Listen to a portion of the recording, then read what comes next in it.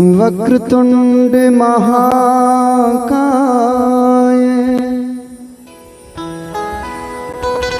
सूर्यकोटि समप्रभु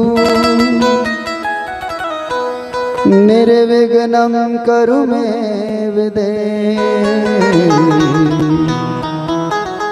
सर्वकार्येषु सर्वदा।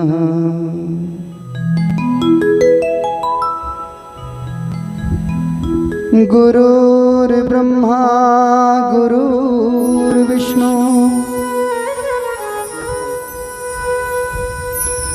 गुरुर्देवा महेश्वरा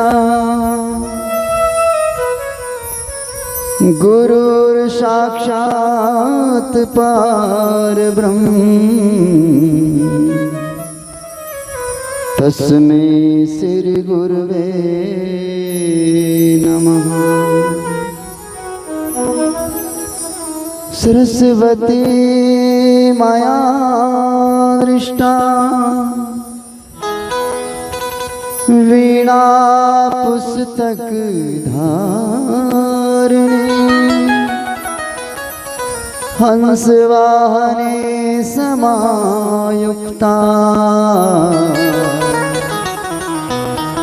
विद्यादान करो मम।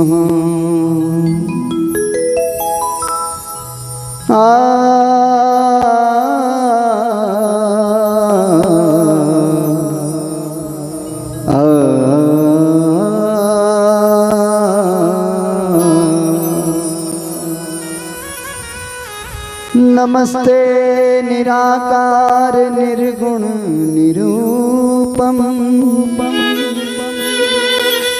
नमस्ते शिवम सत्यम सुंदर स्वरूपम नमस्ते अगोचर अगम अजदायकम नमस्ते निरंजनम निगमनेतिनायकम नमस्ते महेश्वर महामोक्षदाता नमस्ते विभो विश्वव्यापी विधाता नमस्ते सदा सच्चिदानंद स्वामी नमस्ते नित्यान्त त्रिलोक स्वामी वसुदेव सुतम देवम कंस चाणूरमर्दनम देवकी प्रमनंदनम श्री कृष्ण वंदे जगत गुरु। नारायणं नमस्कृतं नरो नरोत्तम देवी सरस्वती व्यासो ततो जयमुखी। बोली श्री वृंदावन बिहारी लाल की जय। श्री शंकर भगवान की जय। बोली श्री शिव महापुराण की जय। सब संतन की जय हो, सब भगतन की जय हो। आपकी पावन नगरी राजौंद आज भगवान की ऐसी मनोकंपा से शिव महापुराण की पावन कथा आप लोग श्रवण करने जा रहे हैं। और जिस माह में ये कथा हो रही है इस महीने को कहते हैं पुरुषोत्तम मास।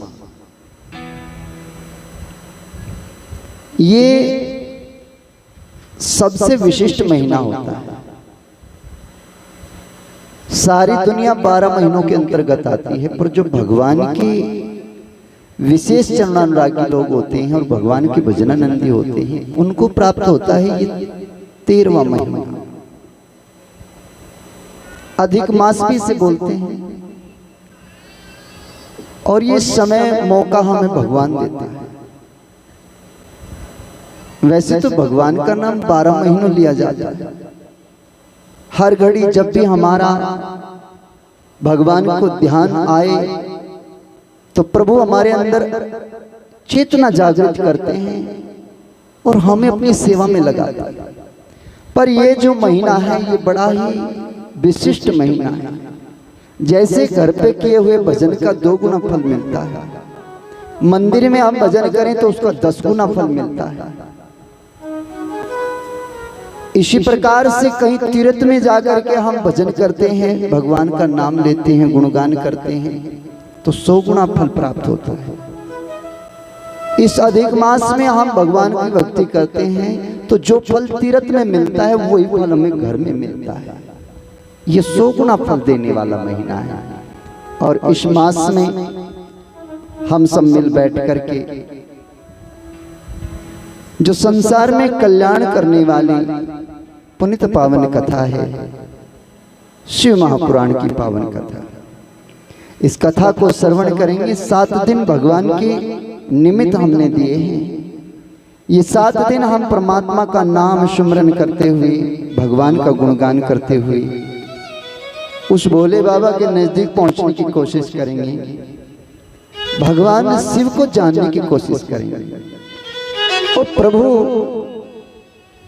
किस प्रकार संसार में अपने भक्तों के ऊपर करुणा करते हैं, कैसे अपने प्यारों को अपने पास में स्थान देते हैं, ये श्रवण करेंगे। 7 दिन हमें शिव के लिए अपने जीवन से देने हैं।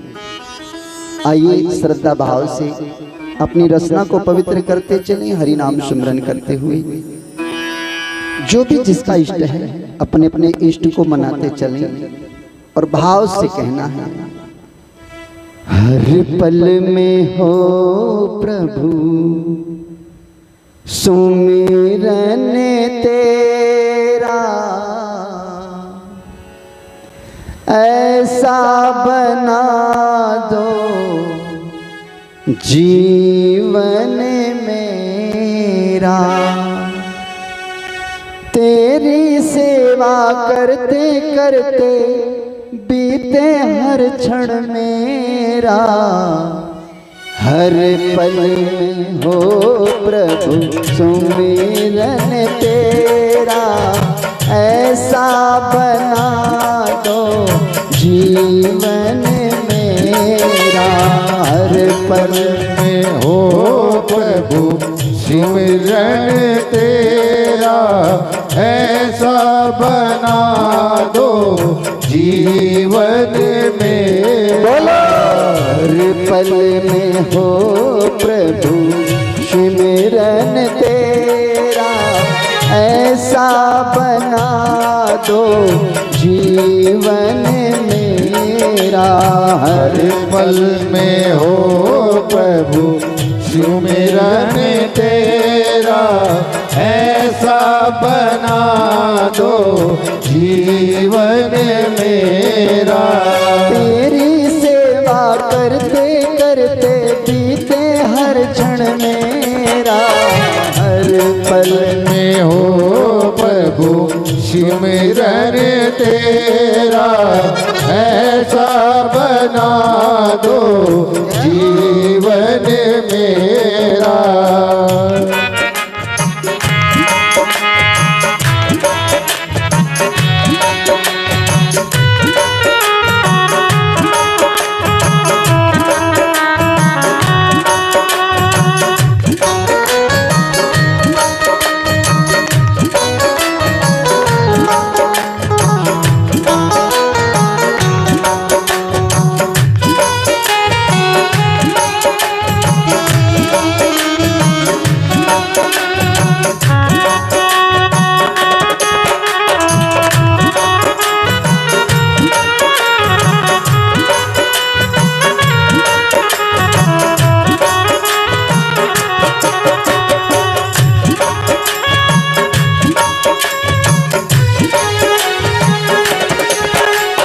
याद तेरी को सदा दिल में मैं बसाऊं, याद तेरी को सदा हो याद तेरी को सदा दिल में मैं बसाऊं। आठों पहरे बस तेरे गीत गाऊं, आठों पहर बस तेरे गीत गाओ। तेरे चरणों में रहे ये मन मेरा, तेरे चरणों में रहे जीवन मेरा। ऐसा बना दो जीवन में, मैं हूँ प्रभु शरण तेरा, ऐसा बना दो जीवन मेरा।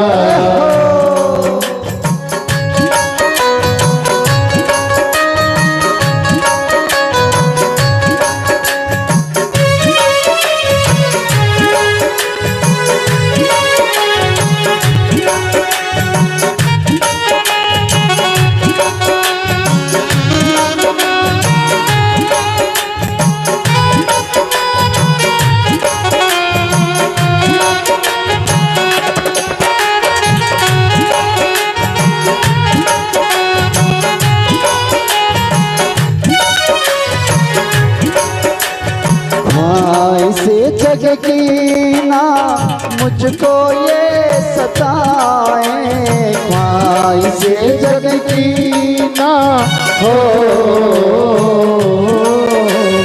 ख्वाहिश जग की ना मुझको ये सताए। चिंता न है नजदीक आए, चिंता न हर दीदी नजदीक आए। करता रहूं प्रभु चिंतन तेरा, करता रहूं प्रभु चिंतन तेरा। ऐसा बना दो जीवन मेरा, हर सांस में हो सुमिरन तेरा, ऐसा बना दो जीवन मेरा।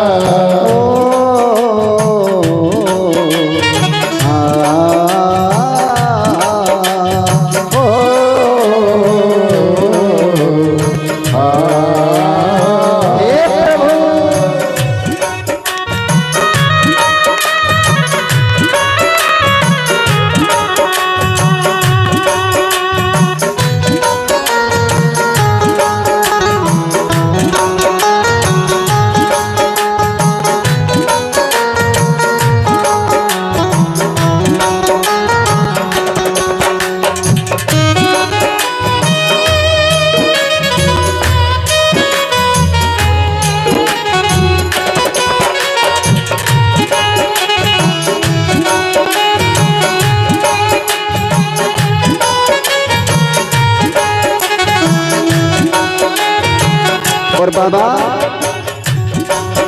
अरे ऐसे तेरी भक्ति में दास ये खो जाए, ऐसे तेरी भक्ति में हो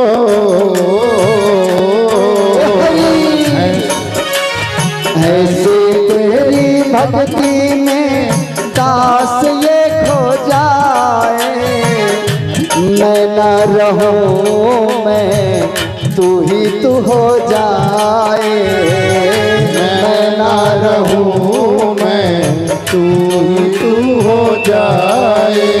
सफल हो जाए मेरे तन मेरा, सफल हो जाए मेरे तन मेरा। ऐसा बना दो जीवन मेरा, हर सांस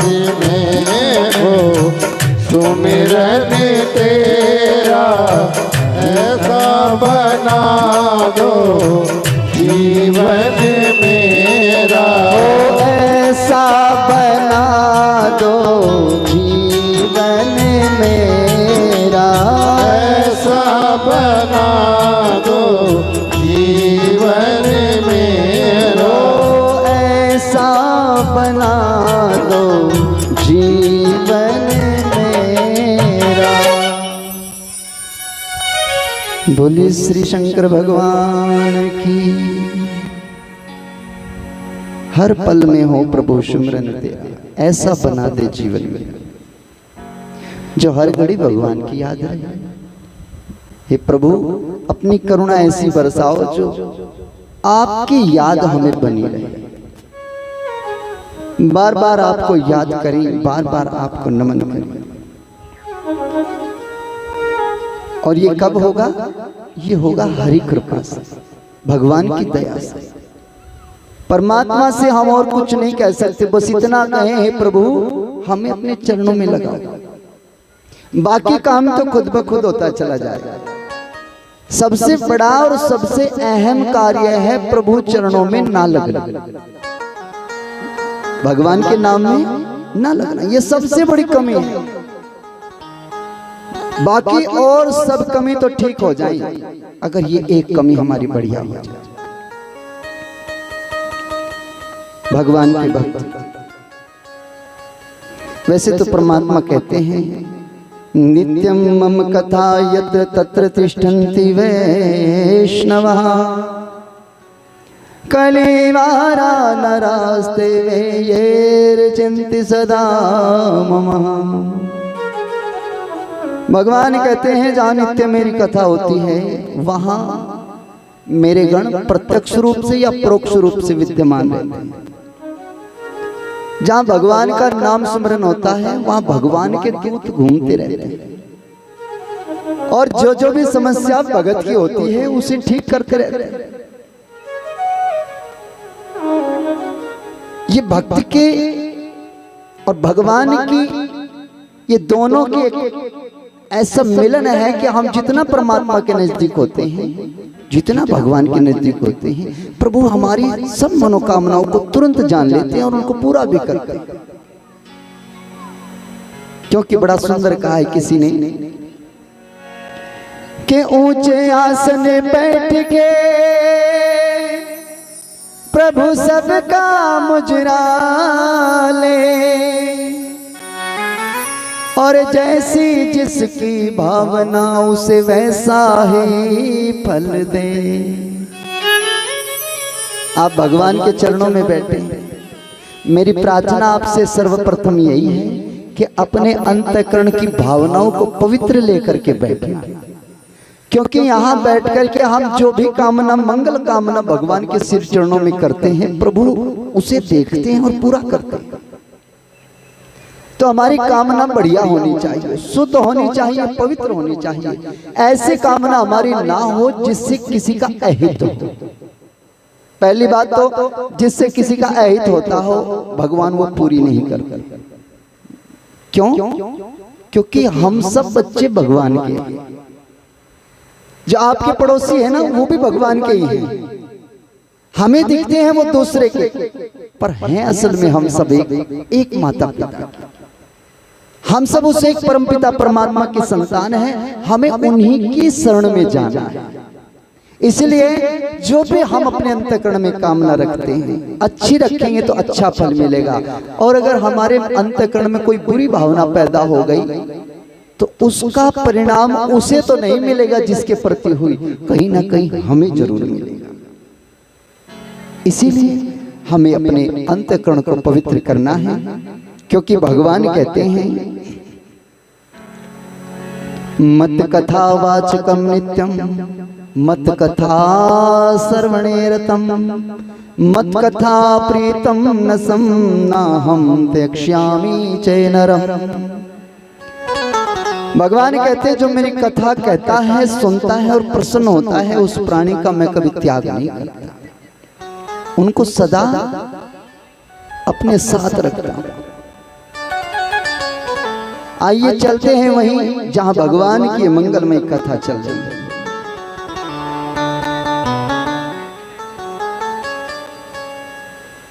नैमिषारण्य की पावन भूमि में भगवान के प्यारे भक्त रहते हैं, जहां नित्य भगवान की कथा होती है और एक एक कथा का समय 1,000 बरस तक का होता है।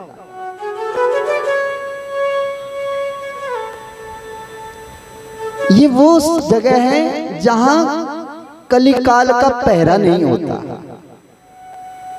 आज कलयुग सब जगह है, पर एक जगह ऐसी है नैमिषारण्य की पावन भूमि के वहां कलयुग का प्रभाव नहीं है। उस स्थान को ब्रह्मा जी का आशीर्वाद मिला हुआ है, वहां कली का जोर नहीं चलता और उस स्थान पर भगवान की कथा चलती है नित्य, रोज 24 घंटे। कोई दिन ऐसा नहीं होता जिस दिन भगवान की कथा ना हो। जब मुझे पहली बार ये बात पता चली कि नैमिषारण्य की पावन भूमि में जहां नित्य कथा चलती है वहां पर कली का कोई जोर नहीं है, वहां कलयुग का प्रभाव नहीं है।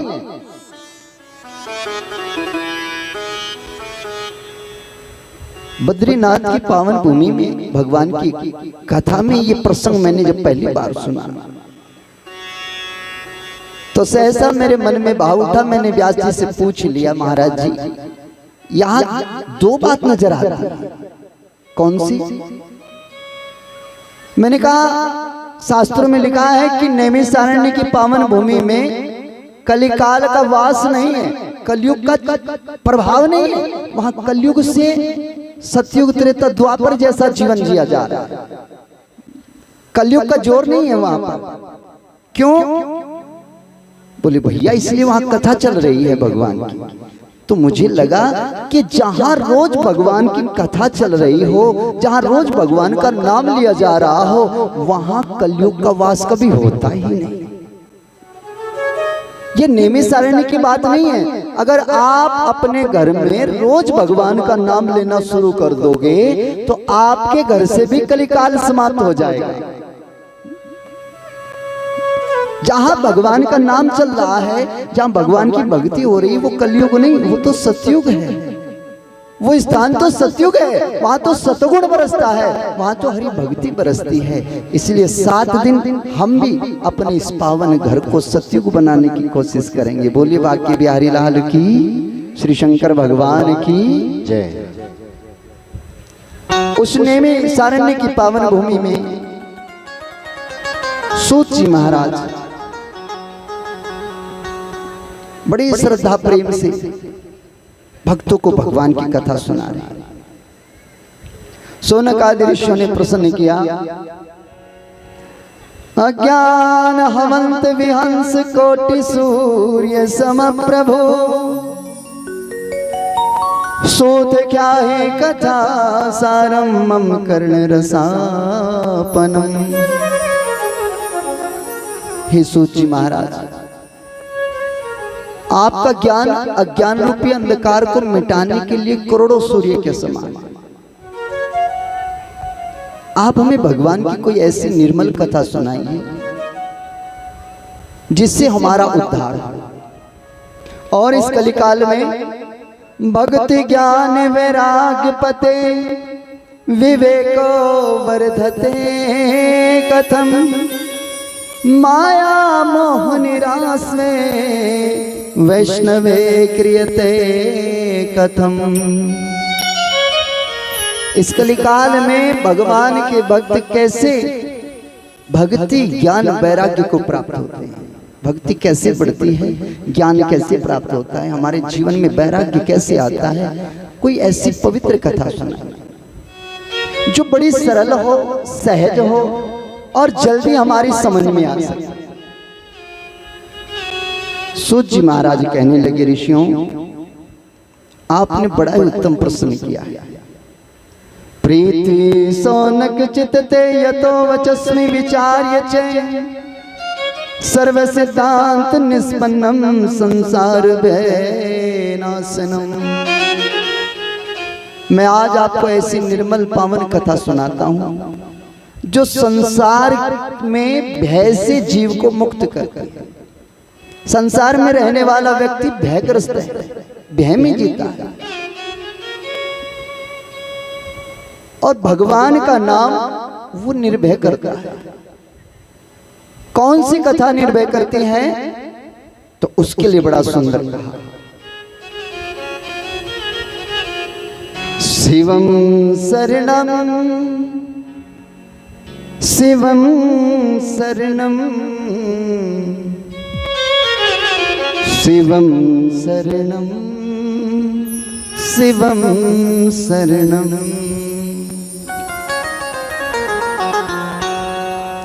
ओम नमः शिवाय। भजे जो निस दिन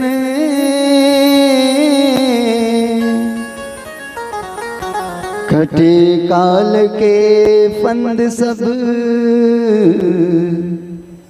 रटे शिवम शरणम सदा। काल के फंद कोई काट सकता है तो कौन है? उसका नाम महाकाल। जो काल के भी फंद से हमें पार उतार दे, उसका नाम महाकाल।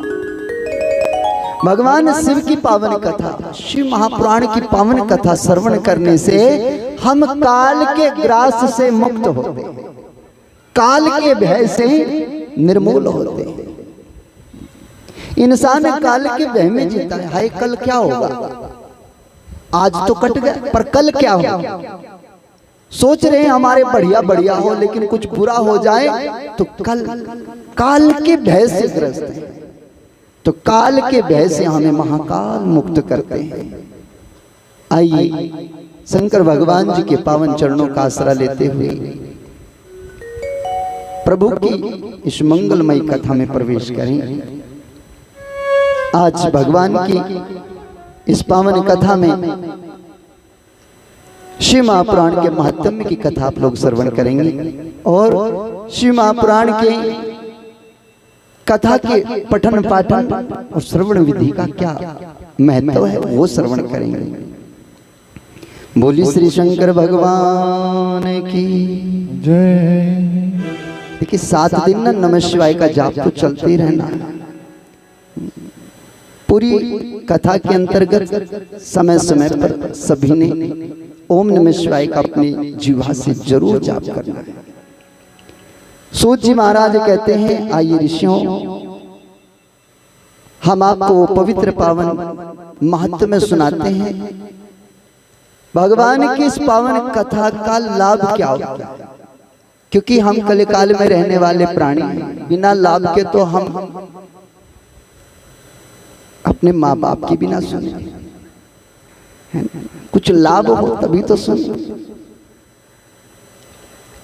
लाभ मिलेगा और देखो दुनिया में कहीं से तो लाभ मिले ना मिले, पर भगवान के द्वार से जरूर मिले। एक ग्राम है वास्कल। वास्कल नामक ग्राम में एक ब्राह्मण रहता जिसका नाम बिंदु। बिंदुक नामक ब्राह्मण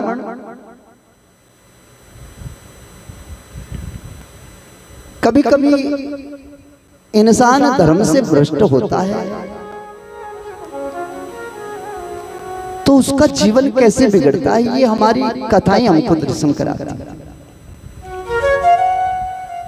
बिंदुक कर्म का ब्राह्मण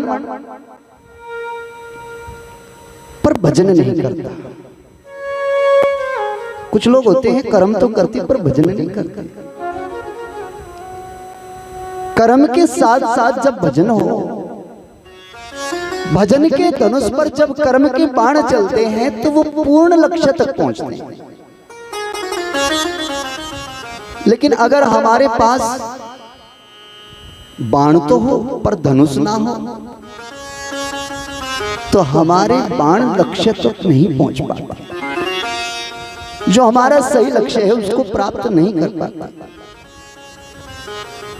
बिंदुक कर्म कांड तो करता है पर भजन नहीं करता। इस कारण उसके जीवन में घटना घटी, वो वैश्यगामी हो गया। उसका मन बिगड़ा, वैश्यगामी हो गया। घर में एक पत्नी है, पत्नी का नाम है चंचुला। चंचुला नामक नाम से ही उसके स्वभाव का पता चलता है। इस चंचुला का मन चंचल, ये किसी भी भाव में स्थिर नहीं रहती, न भगवान के भजन में, न संसार के कर्मों में। इसके मन में चंचलता रहती है।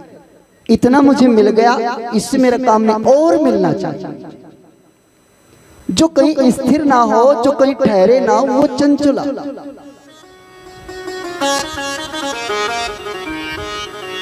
जिसका थोड़े से में गुजारा ना हो पाए, जिसे और ज्यादा चाहिए, जो संतुष्ट नहीं है, और चाहिए। एक घर बन गया नहीं, और बनाना है, वो चंचल। मन की चंचलता हमारे जीवन को दर्शाती है।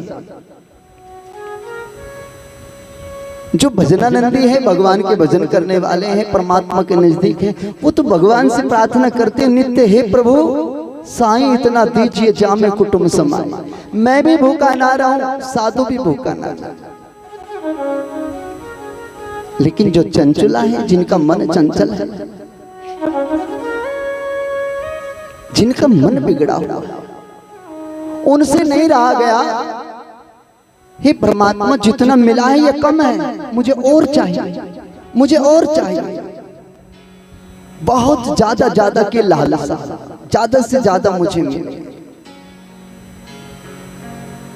बिंदु से बार बार यही कहे, तुम कम धन लाते हो घर में, हमें धन और चाहिए।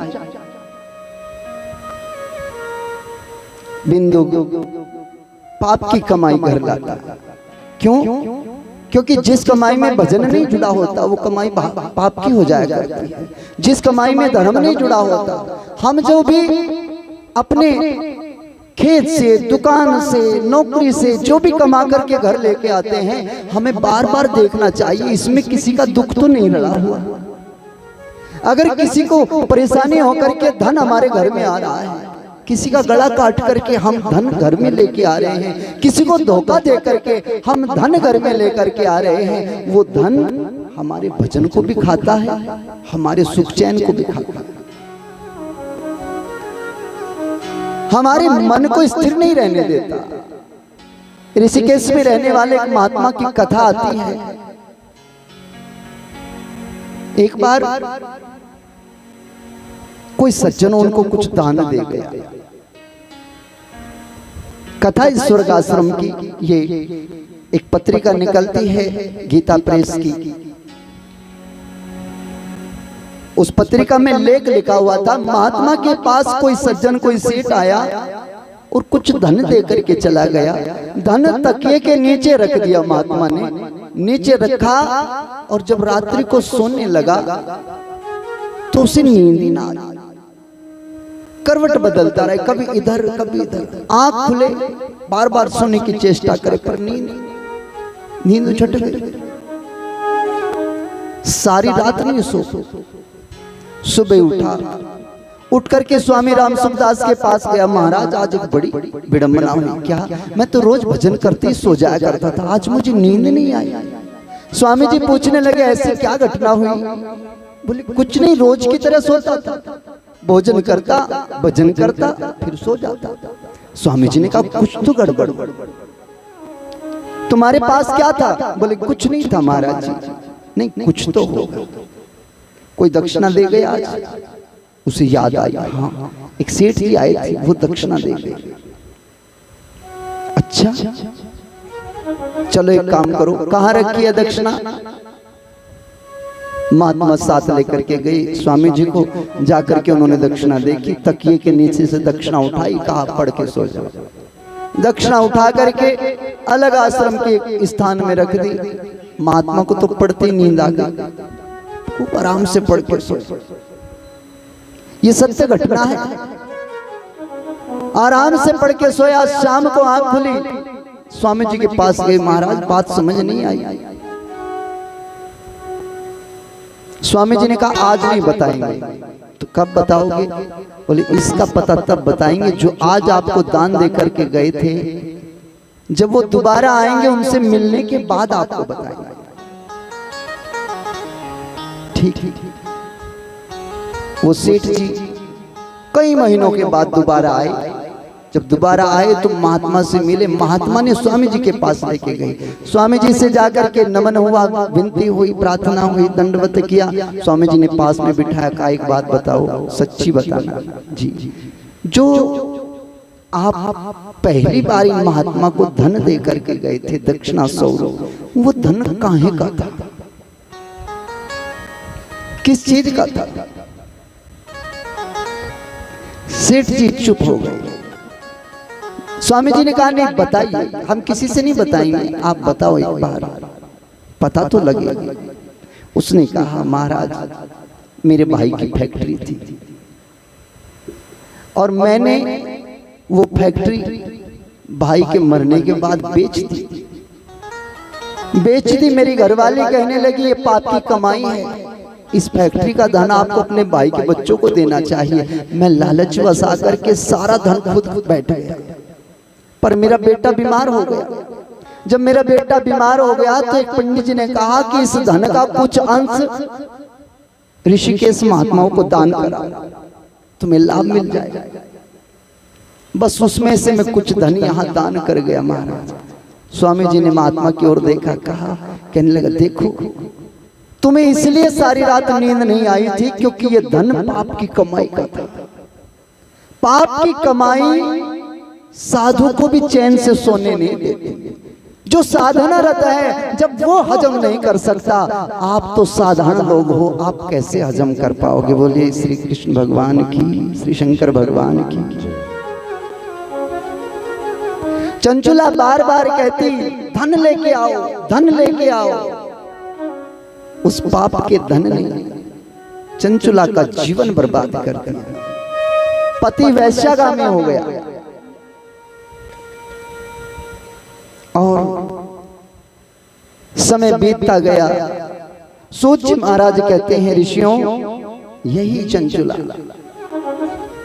जब पति बुरे रास्ते पर चलने लगा तो उसके साथ लड़ने लगे, झगड़ने लगे और मन की चंचल एक रोज इसका भी मन बिगड़ा।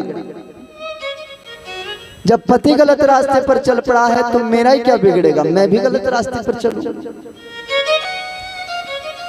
इसने भी अपना धर्म भ्रष्ट किया। समय बीता, समय बीतते बीतते बिंदु की मृत्यु हुई। मृत्यु उपरांत उसे सजा मिली यम के द्वार पर। और सजा क्या मिली? बिंदु को पिशाच योनि में जाना पड़ा। न पशु बना न पक्षी बना। कुछ पाप ऐसे होते हैं जीवन के जिनमें मनुष्य नहीं बना जाता, पशु बन जाते हैं। पशु नहीं बना जाता, पक्षी बन जाते हैं। साल 2 साल का जीवन भुगत करके फिर दूसरे जन्म में, तीसरे जन्म में मनुष्य फिर बन जाता है। पर ये जो पिशाच योनि है ये प्रेतों से भी गई गुजरी है। प्रेतों का भी समय होता है, भूतों की भी कुछ उम्र होती है, भूत भी अपनी उम्र पूरी करके चला जाता है।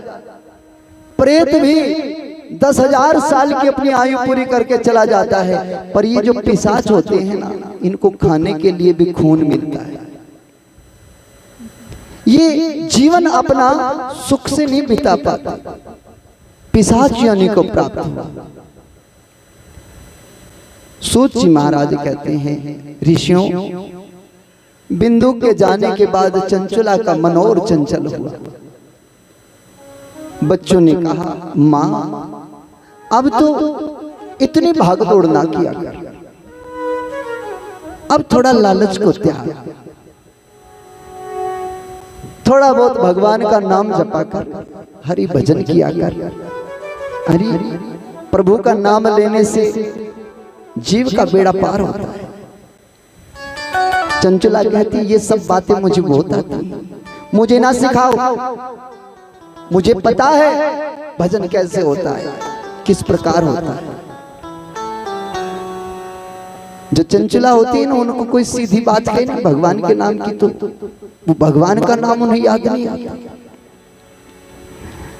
पर न जाने ईश्वर की कृपा है, भोले बाबा की दया दृष्टि, इस चंचुला के घर में जो बेटा है और बेटे की जो वधू आई है वो भगवान शंकर का भजन करने वाली है, शिव भक्ति करने वाली। सुबह सुबह भगवान शंकर के मंदिर में जाए, भगवान शंकर को जल चढ़ाए, प्रार्थना करे, ही प्रभु मेरे भी घर का उद्धार कर। बच्चे बार बार समझाएं पर इसकी समझ में ना आए। मैया कुछ भगवान का भजन किया करो। एक बार तो घर में कीर्तन सत्संग, साधु महात्मा आए सत्संग करने के लिए और महात्मा समझाने लगे।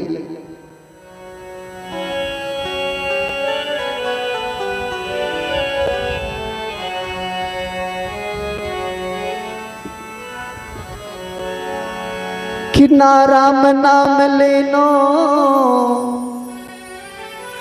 तन भरी जवानी में। भजन करने का भी मौका होता है, इस समय होता है। बुढ़ापे में तो भगवान का नाम भी नहीं लिया जाता, जवानी का समय होता है भजन करने का।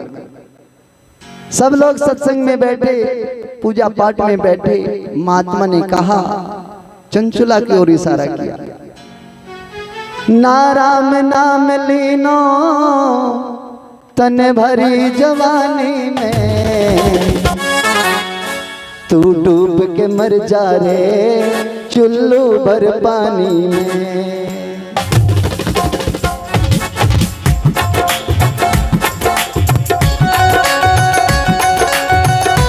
तालीम जाकर के सभी सुना जा सकता।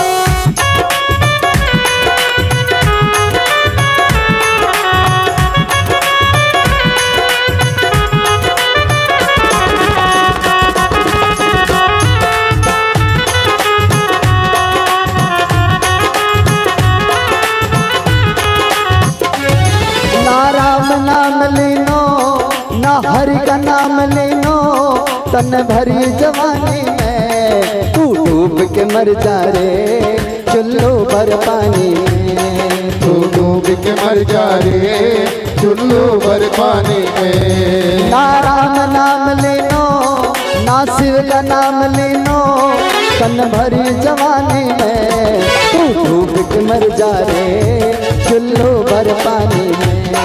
तू डूब के मर जा रे चुल्लू भर पानी में।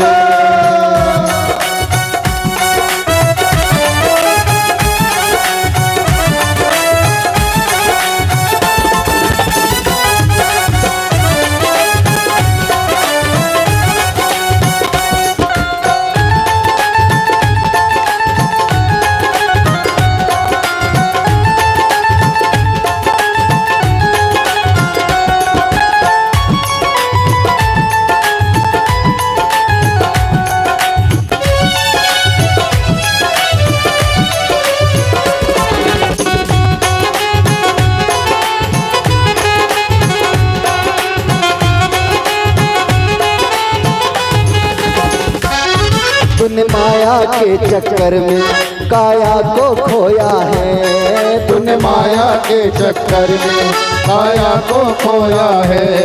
इस मान बढ़ाई में जीवन को खोया है। इस मान बढ़ाई में जीवन को खोया है। मारा मारा फिरता मारा मारा फिरता तू भरी जवानी में। तू डूब के मर जा रे चुल्लू भर पानी में। तू डूब के मर जा रे चुल्लू भर पानी में। ना राम नाम लेनो ना हरि का नाम लेनो के मर जा रे चुल्लू भर पानी में, तू डूब के मर जा रे चुल्लू भर पानी में।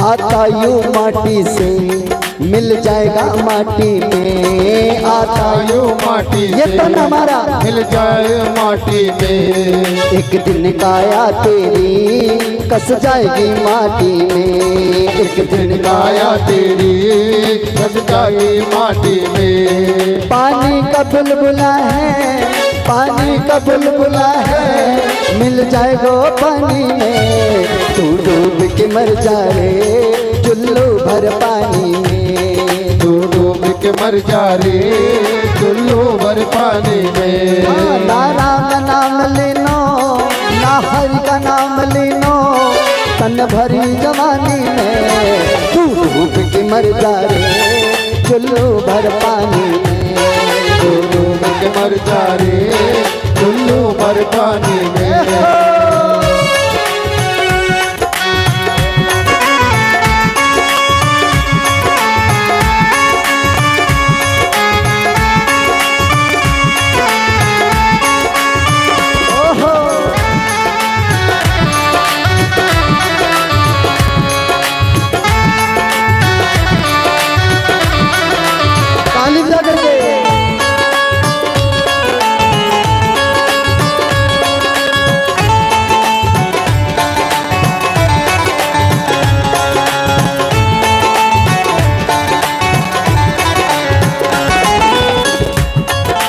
करता मेरा मेरा यहाँ कुछ भी नहीं है तेरा, तू करता मेरा मेरा यहाँ कुछ भी नहीं है तेरा। महात्मा कह रहे रे चंचला क्यों करती मेरा मेरा यहाँ कुछ भी नहीं है तेरा, तू करती मेरा मेरा यहाँ कुछ भी नहीं है तेरा। एक दिन होगा भैया तेरा मरघट में डेरा, एक दिन होगा भैया तेरा मरघट में डेरा। कुछ कमा नहीं पायो, कुछ कमा नहीं पायो प्यारे जिंदगानी में, तू डूब के मर जा रे चुल्लू भर पानी में, तू डूब के मर जा रे चुल्लू भर पानी में। ना राम नाम लेनो ना हरि का नाम लेनो, तन भरी जवानी में, तू डूब के मर जा रे चुल्लू भर पानी में, तू डूब के मर जा रे चुल्लू भर पानी में। तू डूब के मर जा रे चुल्लू भर पानी में, तू डूब के मर जा रे चुल्लू भर पानी में। बोल श्री शंकर भगवान की। चंचला की कुछ बात समझ में आई, बात समझ में आई तो महात्मा से पूछा महाराज मैंने तो बहुत पाप किया, और वाकई जीवन में जब समय था भजन करने का तब तो नहीं किया, क्या अब बुढ़ापे में भी मेरा कुछ हो सकता है? महात्मा ने कहा देवी हमारे गुरुजी के पास चले जाओ,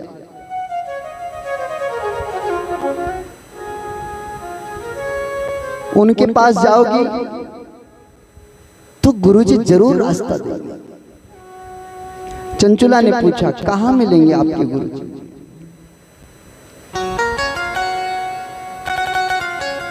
मुझे उनसे मिलना है। महात्मा ने कहा काशी में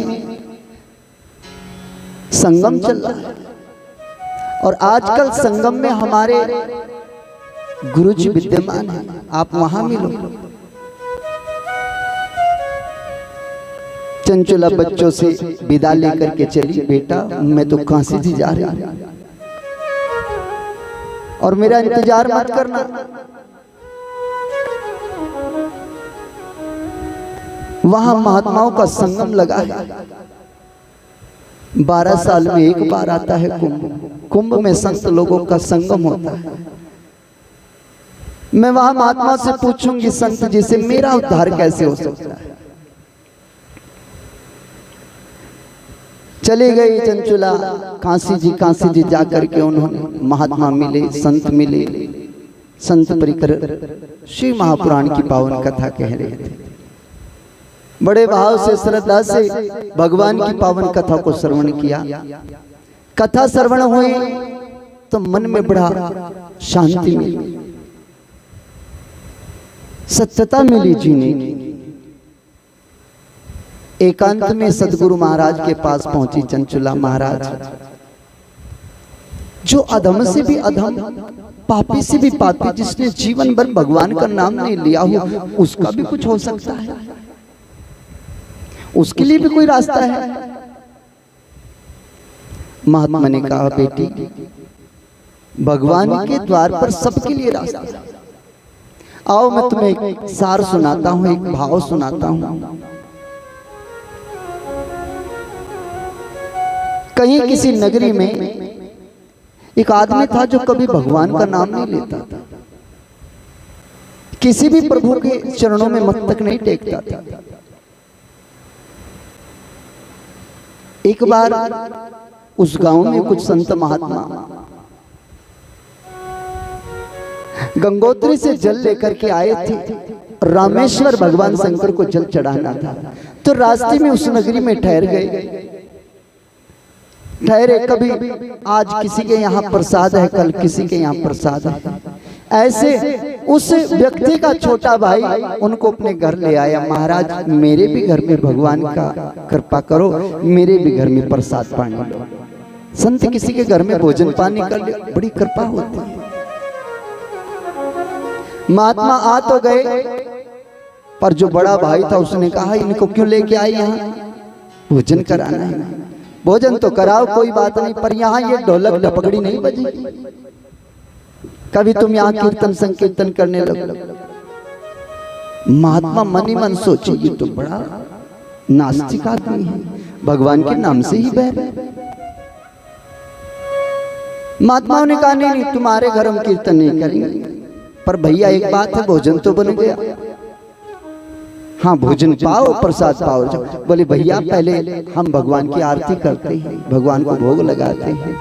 आरती किए बिना, भोग लगाए बिना हम भोजन नहीं करते। इतना सा तो हम करेंगे कि भगवान की आरती कर लें, गुणगान कर लें, थोड़ा सा, बस थोड़ा सा समय दे दो। उस आदमी ने कहा, ऐसी बात है तो जब तक मैं अंदर कमरे में जाकर के बाहर आता हूं तब तक ये काम निपटाओ। अब वो जैसे अंदर कमरे में घुसा तो महात्मा ने उठ करके दौड़ करके कुंडी लगा दी बाहर की कुंडी लगा करके, और जो हरिनाम संकीर्तन प्रारंभ किया, भगवान शंकर का खूब नाम जप किया, भोले बाबा का खूब गुणगान किया, खूब नाम जप किया, खूब प्रभु का नाम लिया। अब इधर जितना भगवान का नाम लिया जावे उतना ही वो जोर जोर से अंदर चिल्लावे। जब भोजन प्रसाद तैयार हो गया, आरती वंदन हो गई, भगवान को भोग लगाया गया, सबको प्रसाद बांटा गया, उसके लिए भी प्रसाद तैयार किया और छोटे भाई से का कुंडा खोल दो। अब जैसे ही कुंडा खोला गया, वो तो क्रोध में आया महाराज, और क्रोध में आकर के जैसे उसने लट उठा करके महात्मा को मारा। वो महात्मा जी को तो ना लगा, पर ना जाने कैसे रिपट करके वो धरती पर जा गिरा। धरती पर गिरते उसके मुख से निकला, हाय राम। दो चीजें ना चाहते भी जीवा से निकलती हैं, क्या? एक तो राम का नाम, जब भी कोई समस्या कोई ऐसी अनहोनी होती है हमारे जीवा से निकल, हे भगवान हे राम। और जब भी पीड़ा होती है, समस्या होती है, दुख आता है, ठोकर लगती है, तो एक शब्द निकलता है, आयरी माँ, है ना, निकलता है। माँ और परमात्मा ये दोनों हमें दुख में ही याद आते हैं, सुख में सारा संसार याद आता है, पर ये दो दुख में याद आता है। जैसे उसकी जीवा से निकला हाय राम, महात्मा ने कहा इसका मोल ना कर लियो कोई। ये जो नाम है ना, ये किसी और का नहीं है, ये भगवान शंकर का नाम है। भगवान शंकर बोलते हैं इसी, ये भगवान शिव का मूल मंत्र है। क्या मूल मंत्र है भगवान शंकर जी का? राम राम राम। संसार के सारे मंत्र दुनिया ने ले लिए, बस एक नाम राम छोटा होने के कारण किसी ने ना लिया, इसे भगवान शिव ने ग्रहण किया, राम। महात्मा ने कहा ये भगवान शिव का मूल मंत्र है, ये भगवान शंकर से रटते हैं, इसका कहीं मोल ना कर लियो। अरे चंचुला, उस महात्मा के कहते कहते ही उस व्यक्ति के प्राण निकल गए। प्राण निकले तो यमलोकपुरी पहुंचे। यमलोकपुरी में गए और यमराज के सामने चित्रगुप्त उसे लेकर के खड़ा हुआ। महाराज, इस आदमी ने कभी भी भगवान का सम्मान नहीं किया, कभी भी इसने भगवान का सम्मान नहीं किया। कोई भगवान का नाम भी लेता था तो ये उससे दो नाम धर के चलता था। इसको क्या सजा दी जाए? धर्मराज ने कहा कभी तो लिया होगा, ज्यादा थोड़ा, कभी भूल से। चित्रगुप्त ने कहा बस मरते समय लिया एक बार, वो भी दुख में लिया। क्या नाम लिया? हाय राम। इसने एक बार राम का नाम लिया। धर्मराज कहने लगे एक बार लिया है तो एक बार का ही फल इसको दे दो। बोलो भैया, तुमने एक बार भगवान का नाम लिया है तो एक वरदान कुछ भी मांगो, फिर तुम्हें नरक में जाना।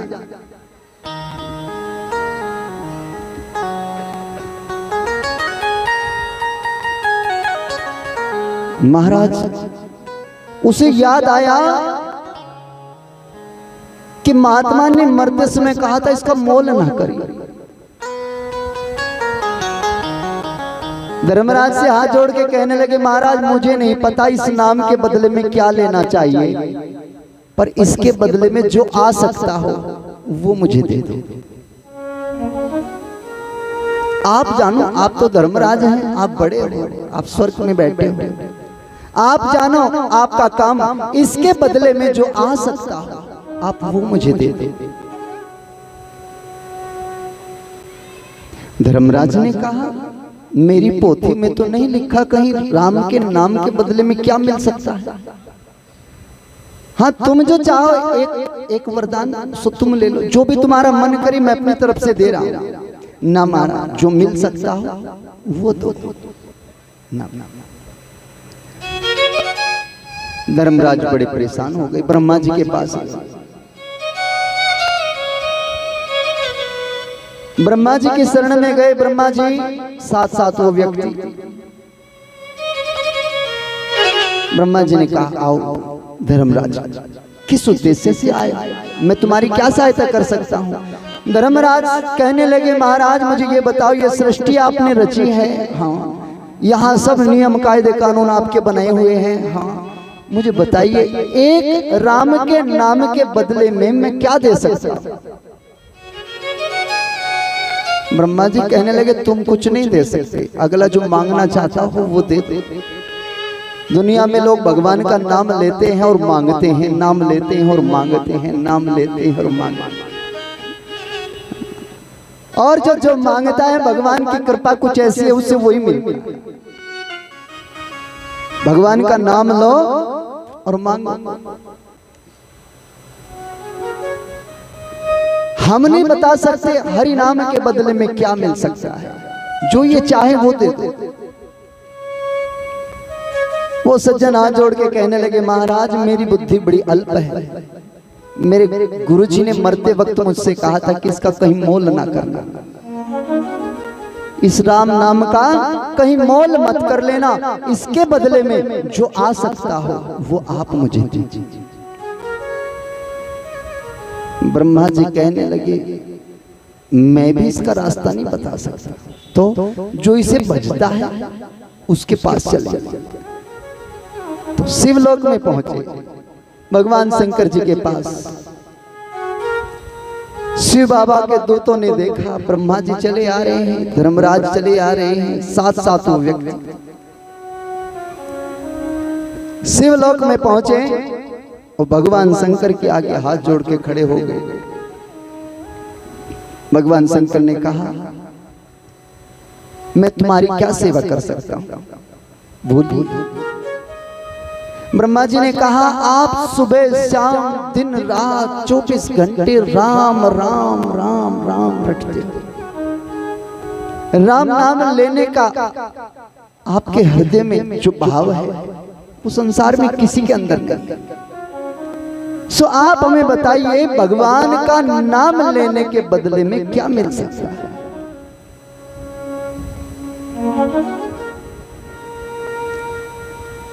भगवान शंकर कहने लगे, किसने लिया राम का नाम? वो सज्जन उठ के खड़े हो गए, महाराज मैंने लिया और मुझे नहीं पता इस नाम के बदले में क्या मिल सकता है। भगवान शंकर मुस्कुराए, मुस्कुरा करके उसे कहने लगे, तुमने वो ले लिया नाम जो संसार के जन्म मरण के भय से मुक्त करता है। तुमने जो नाम लिया है ना, वो नाम बड़ा कीमती है। इस अमूल्य धरोहर को कोई कोई जानता है।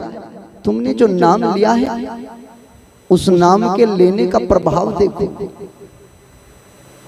तुम कहते हो कि इस नाम के बदले में क्या मिल सकता है, तो तुम इस नाम के बदले में मृत्यु लोक से चल करके धर्मराज के लोक में पहुंचे। वहां तुमने इसकी कीमत नहीं लगाई, तो वहां से चल करके ब्रह्मलोक में पहुंचे, ब्रह्मा जी के दर्शन किए, ब्रह्मलोक के दर्शन पाए। और इस नाम का तुमने कीमत नहीं लगाई, तो ब्रह्मलोक से चल करके तुम शिवलोक में पहुंचे, जहां यही नाम गाया जाता है और दूसरा नाम नहीं। प्यारे, अब तुम्हें कहीं और जाने की जरूरत नहीं। इस एक नाम के बदले में मैं तुम्हें पूरा शिवलोक प्रदान करता हूं। बोलिए शंकर भगवान की जय। भगवान के नाम की महिमा बताई है, शिव नाम की महिमा। अरे चंचुला, जीवन में प्रभु का नाम बड़ा सार्थक है। हमें हर घड़ी भगवान का नाम लेना चाहिए, क्योंकि हर घड़ी तेरे सर पे बंधा है कफन, कर भजन कर भजन कर भजन कर भजन, हर घड़ी तेरे सर पे। मीठी मीठी ताली बजाइएगा।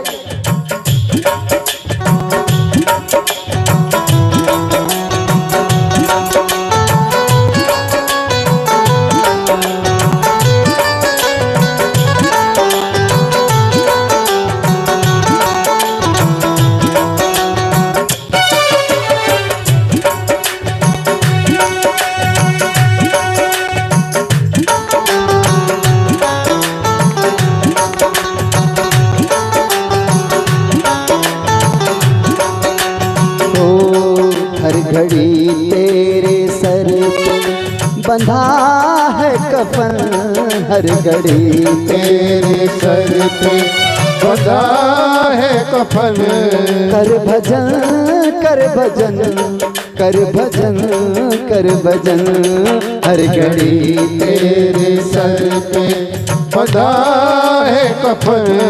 कर भजन कर भजन कर भजन कर भजन।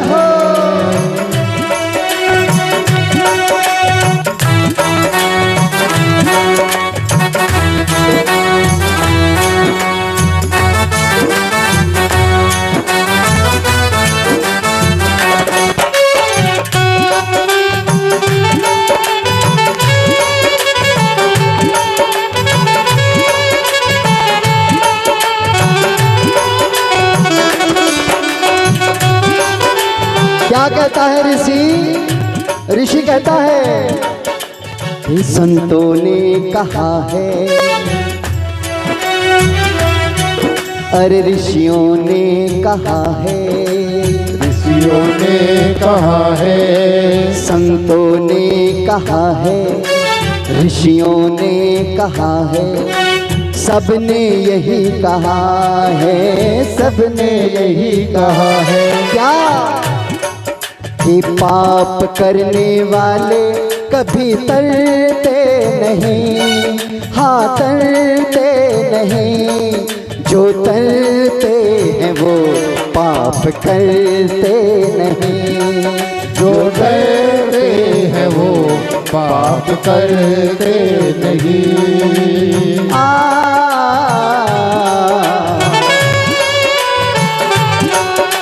हो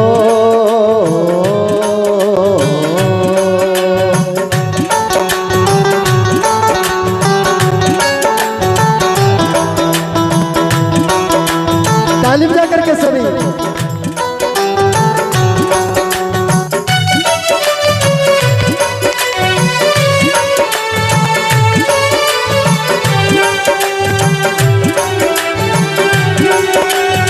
वो सास अगला भी आए न आए, फांसी अगला भी आए ना आए। लंबी लंबी बनी योजनाएं, लंबी लंबी बनी योजनाएं। इंसान का भाव कैसा है, जीवन कैसा है, पता नहीं हम कल जीवेंगे कि नहीं। किसी को कुछ खबर नहीं है कि कल का दिन हम देख पाएंगे कि नहीं। एक महात्मा ने बड़ा सुंदर कहा कि सांसों का एतबार इंसान को इस कदर, सांसों का एतबार इंसान को इस कदर सदियों की बात करता है, लम्हों की से सदियों की बात। अगले साल तो मकान बनाएंगे बढ़िया वाला, और कल का पता नहीं क्या होने वाला है। इस साल तो नहीं जा पाए, पर अगले साल पक्का केदारनाथ चलेंगे। पता चला घर से निकलना ही नहीं हुआ, कहां कहां की योजना बनाई। सांस अगला भी आए न आए, सांस अगला भी आए ना आए। ओ लंबी लंबी बनी योजनाएं, लंबी लंबी बनी योजनाएं। आजकल में जा जाए निकल, ये जवानी के पल, जिंदगानी के पल, ये जवानी के पल, जिंदगानी के पल। कर समय कर भजन कर भजन कर भजन कर भजन तेरे, बंधा है कफन हर घड़ी तेरे सर पे, बंधा है कफन। कर भजन कर भजन कर भजन कर भजन। हरि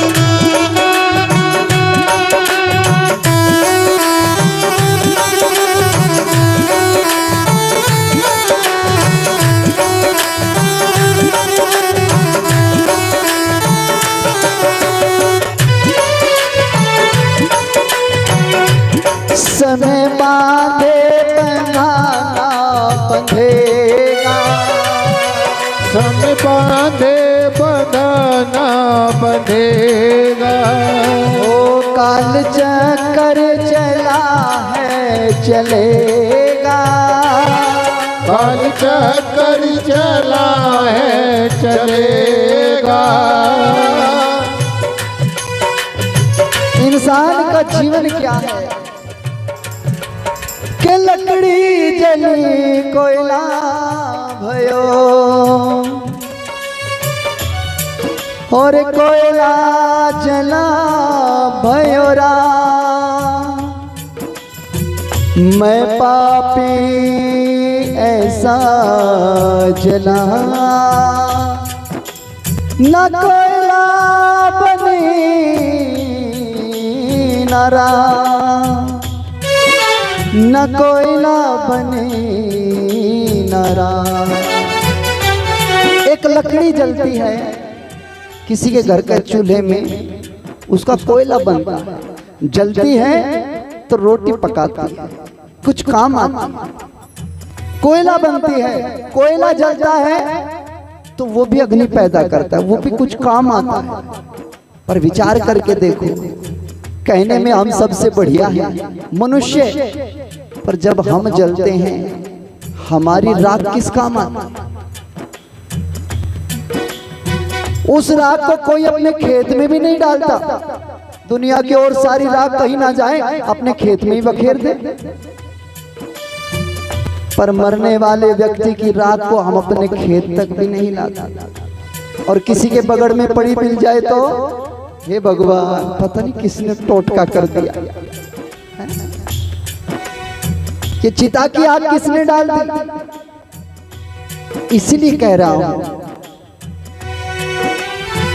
होश में बांधे बंधाना बंधेगा, सम बांधा बंधेना बंधेगा।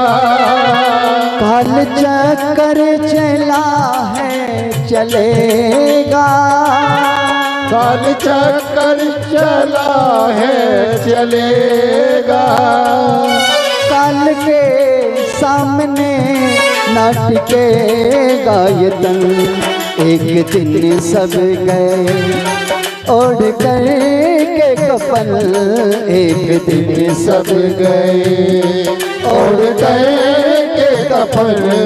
कर भजन कर भजन कर भजन कर भजन, हर घड़ी तेरे सर पे बंधा है कफन, हर घड़ी तेरे सर पे बंधा है कफन।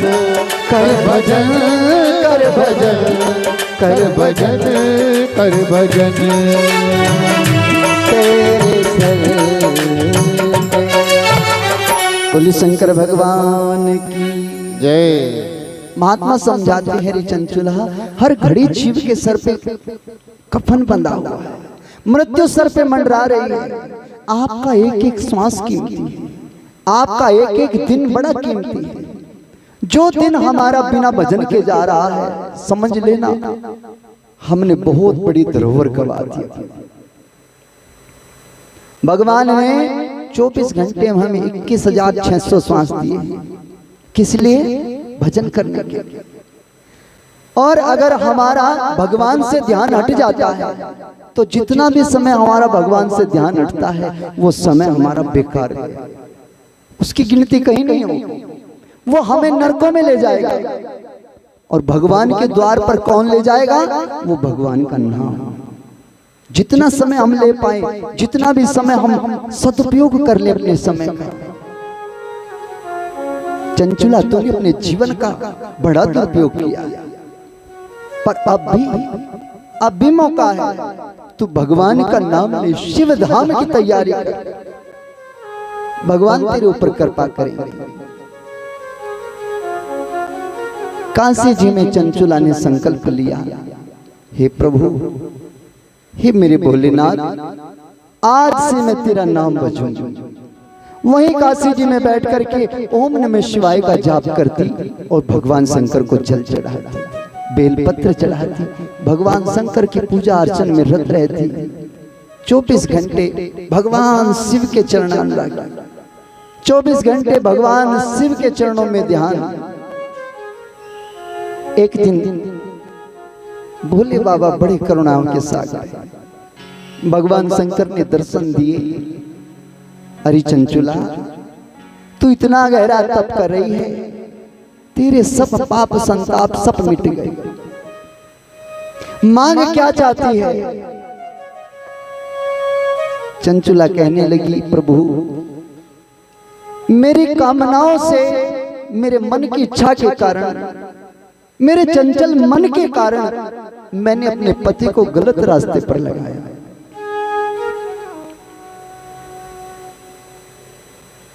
मेरे मन में जो धन पाने की इच्छा थी, लालसा थी, उसके कारण पति गलत रास्ते पर चला गया और गलत रास्ते पर जाने के बाद वो पिशाच योनि को प्राप्त हुआ।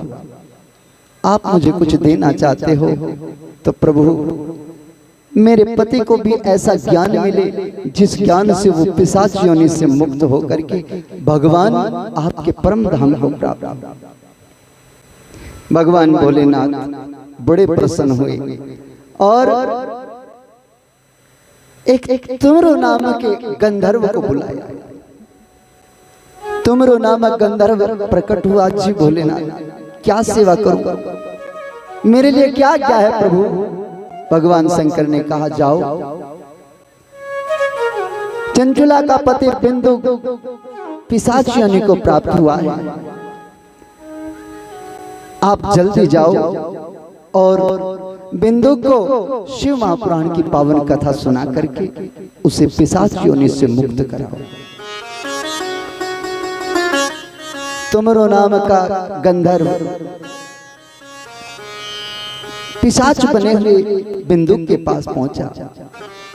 सूत जी महाराज कहते हैं, पहले तो वो पिशाच गंधर्व के नजदीक नहीं आ पाया, पर फिर भगवान शंकर का नाम लेते हुए, ओम नमः शिवाय का जाप करते हुए तुमरो ने जल का छींटा मारा तो वो पिशाच शांत होकर के बैठा तो तुमरो ने उसे समझाया, तुम्हारी पत्नी ने तुम्हारे लिए संकल्प लिया है कि तुम्हारे निमित्त शिव महापुराण की कथा होने जाए।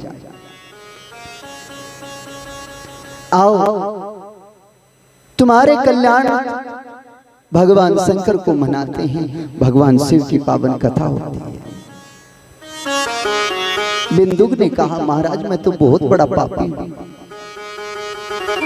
मुझसे जैसा अधम दुनिया में कोई नहीं है, क्या मेरे ऊपर भी कोई करुणा कर सकता है? तिमरो कहने लगा, अरे बिंदु, जिसकी तुम कथा सुनने जा रहे हो ना, उसका तो रूप ही कुछ ऐसा है। कौन है वो महाराज? उनके रूप का वर्णन किया है। कर्पूर गौरम करुणावतारम संसार के सारम भुजगेंद्रहारम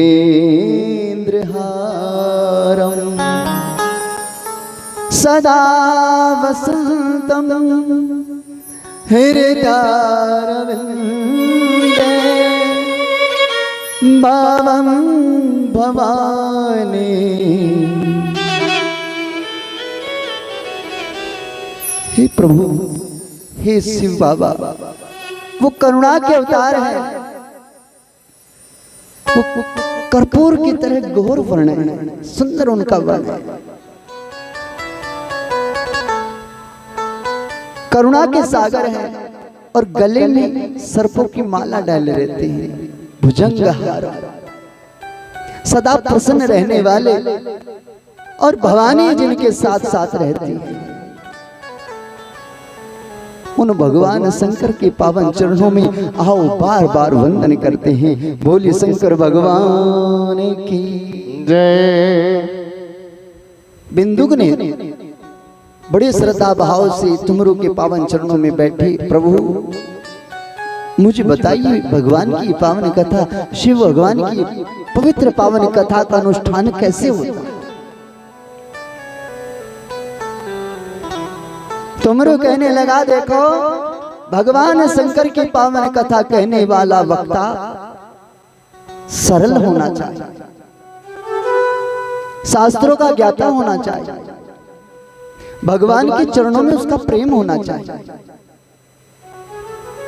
व्रत उपवास लेकर के श्रद्धा से भगवान की कथा को कहने वाला होना चाहिए, सत्य भाषण करने वाला होना चाहिए, मधुर भाषी होना चाहिए और प्रभु का बताए रास्ते पर चलने वाला होना चाहिए। थोड़ा घी डाल दो, यही है।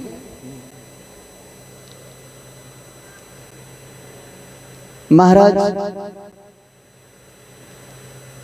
जहां भगवान का नाम लिया जाए उस जगह को बहुत सुंदर तरीके से गोबर से लीप करके तैयार किया जाए, सुंदर स्टेज तैयार की जाए, बढ़िया ऊंचा मंच तैयार करें, बंदरवार पताकाओं से सजाया जाए और जब भगवान की प्रिय आत्मा कथा श्रवण करने के लिए आए उनके बैठने की व्यवस्था बड़ी सुंदर हो।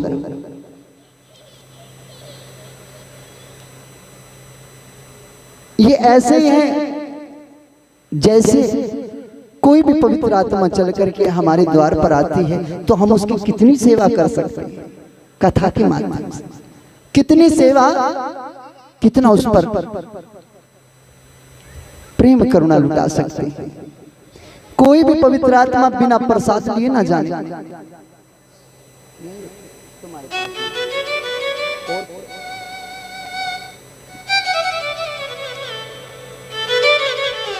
सुनने वाले को भी कोई ना कोई संकल्प व्रत जरूर लेना चाहिए।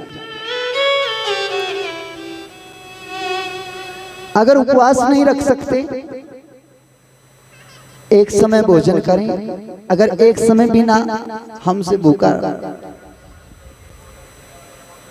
तो कम से कम भोजन तो करें,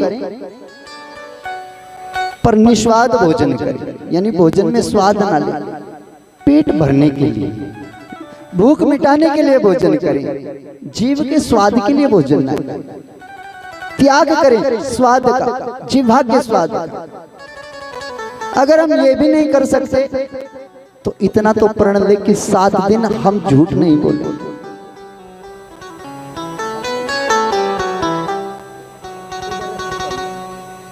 दूसरी साइड में ये डिब्बा लगा,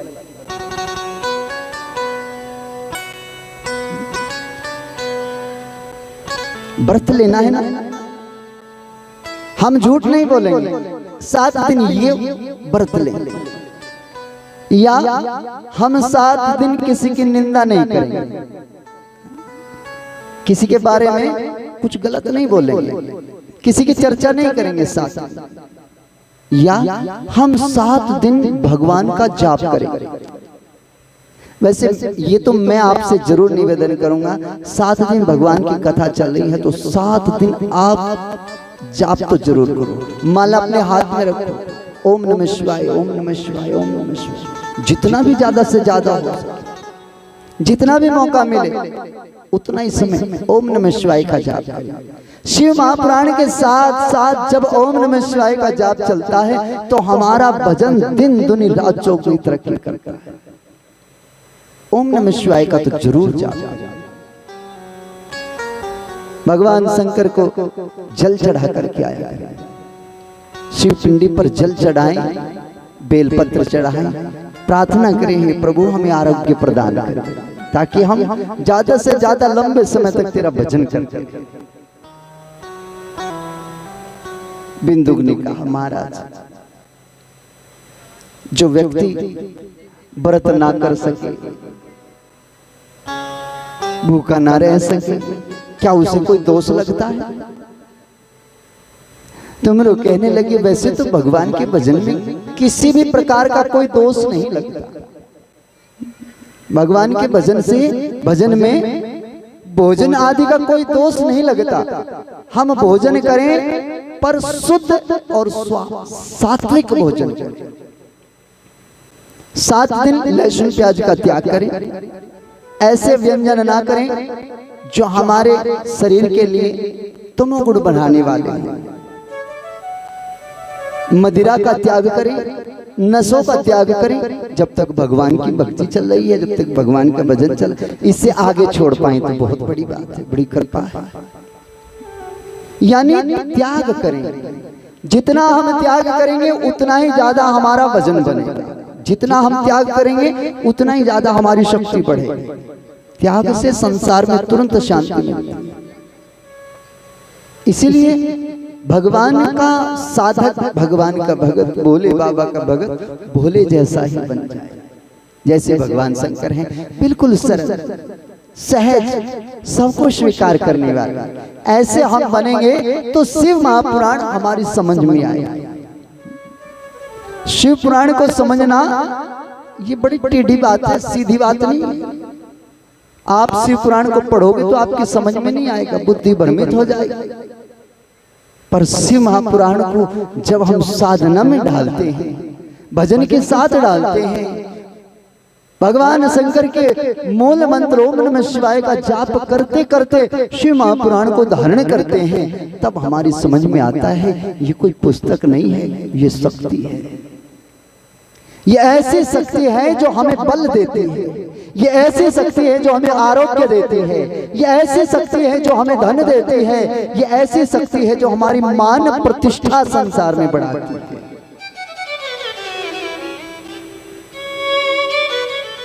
शिव महापुराण के कराने वाला उच्च कोटि का दानी होता है। अरे बिंदु, जो प्राणी भगवान शिव की पावन कथा को कराता है वो एक कल्प तक के लिए भगवान शिव के चरणों का अनुरागी हो जाता है, भगवान शिव के द्वार पर रहने का अधिकारी बन जाता है। बोले शंकर भगवान की।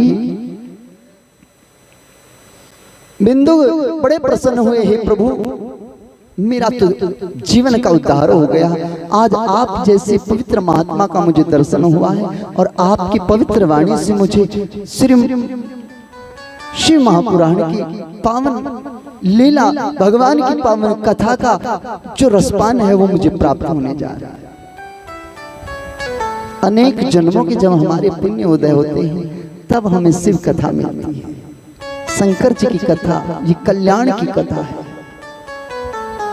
जैसे भगवान श्री राम की कथा हमें सिखाती है कि हमारा जीवन कैसा होना चाहिए, जैसे श्रीमद् भागवत कथा हमें ज्ञान देती है कि हमारी सदगति किस प्रकार से, इसी प्रकार शिव कथा हमें ज्ञान देती है कि हमारा कल्याण कैसे हो सकता है, हमें भगवान शिव का द्वारा किस प्रकार प्राप्त होता है।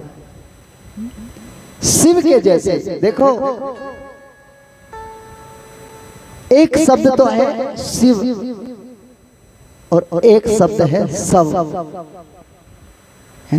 शिव और सब, इन दोनों में सिर्फ एक ही चीज का फर्क है। क्या?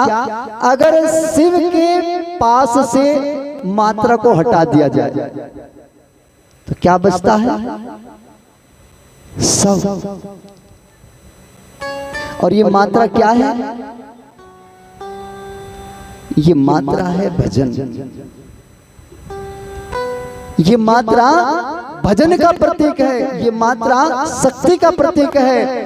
अगर हम भजन कर रहे हैं, अगर हम बार बार भक्ति कर रहे हैं तो हम शिव के चरणों तक पहुंचेंगे। और अगर हम भक्ति नहीं कर रहे हैं, भजन नहीं कर रहे हैं तो हम जीते जी भी सब ही हैं।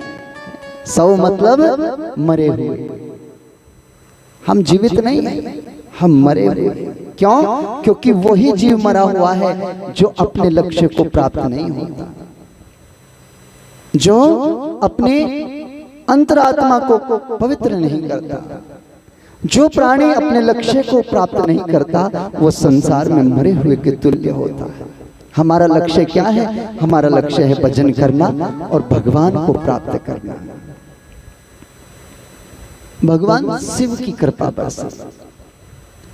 तुमरो कहते हैं भगवान शिव ऐसे हैं जो बिच्छू सर्प को भी अपने गले से लगा लेते हैं। अरे तुम तो मात्र पिशाच बने हो, क्यों घबराते हो? आओ शिव की शरण में चलें, वो बड़े ओघड़दानी हैं। हो कृपा की न होती जो आदत तुम्हारी,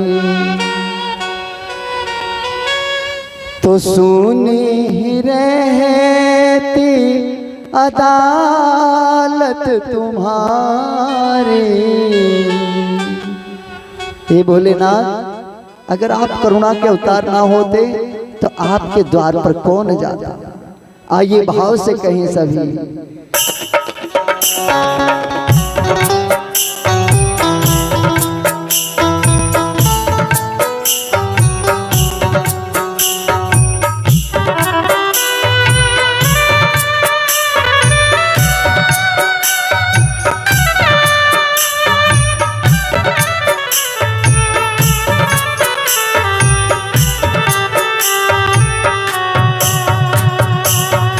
कृपा की न होती जो आदत तुम्हारी, कृपा की न होती जो आदत तुम्हारी, कृपा की न होती जो आदत तुम्हारी, कृपा की न होती जो आदत तुम्हारी, तो सुनी ही रहती अदालत तुम्हारी, सोनी ही रहती अदालत तुम्हारी। हाँ, कृपा की न होती जो आदत तुम्हारी, कृपा की न होती जो आदत तुम्हारी।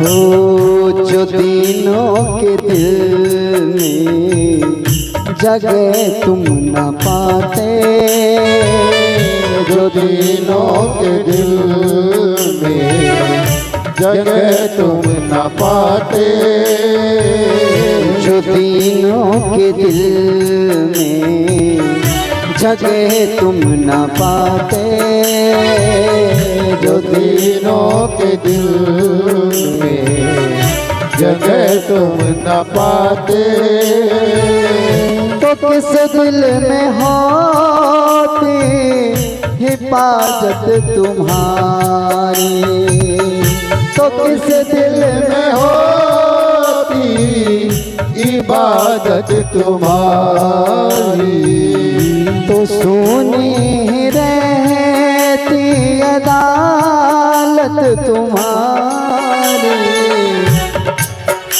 ओ कृपा की न होती जो आदत तुम्हारी, कृपा की न होती जो आदत तुम्हारी।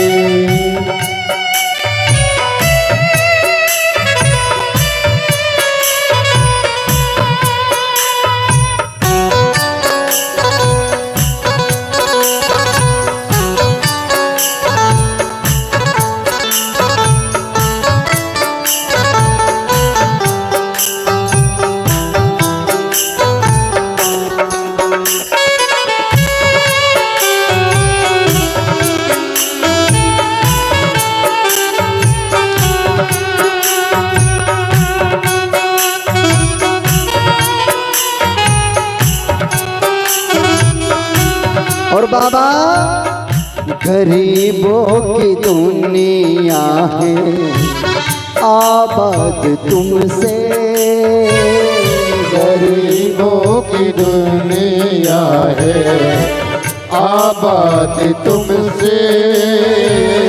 हे प्रभु, सब देवताओं का सब लोग पूजा पाठ नहीं कर सकते, कहीं सब चंडी यज्ञ कराना पड़ जाए बहुत सारा धन लग जाता है। द्वारिका जाएं तो बहुत पैसा लग जाता है। सब लोग सबकी भक्ति नहीं कर सकते, पर भगवान शंकर जी आप तो इतने सरल हैं, आप तो इतने नरम हैं कि आपको अगर गंगा जल ही चढ़ा दे तो भी आप प्रसन्न हो जाते। बोलो जल जल में भी जो राजी हो जाए, अब इससे ज्यादा और क्या, पानी से मंदा क्या हो सकता है। न माखन मिश्री, न मेवा, न छप्पन भोग, न हलवा, न पूरी, न खीर, पानी से भी रीझ जाते हैं मेरे भोले। भोले बाबा बड़े सरल हैं बेचारे। किसी ने भगवान की पूजा के लिए पूछा भगवान शंकर को क्या चढ़ाना चाहिए। किसी महात्मा ने ब्राह्मण ने बताया भैया भगवान शंकर को दूध चढ़ाओ, है ना, भगवान शिव को दूध से अभिषेक करो। भगवान शंकर कर्पूर गौरव हैं, वो दूध पसंद करते हैं, उनको दूध चढ़ाओ, दूध में नहलाओ। हम लोग बड़े तेज तर्रार, एक लोटा जल का भर के उसमें एक चम्मच दूध की डालते और वो एक चम्मच दूध की लेकर के लोटा जल का भर के भगवान के पास जाए। मुझे विचार करके बताओ ये किस हिसाब का दूध है।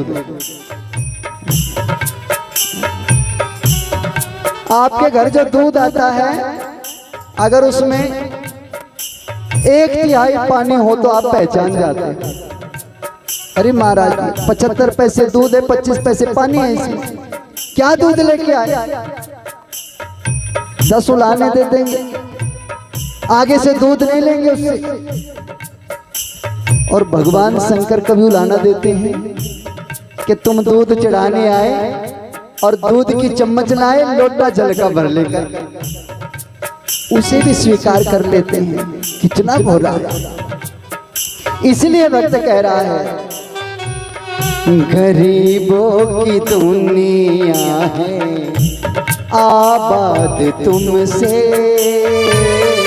गरीबों की दुनिया है आबाद तुमसे,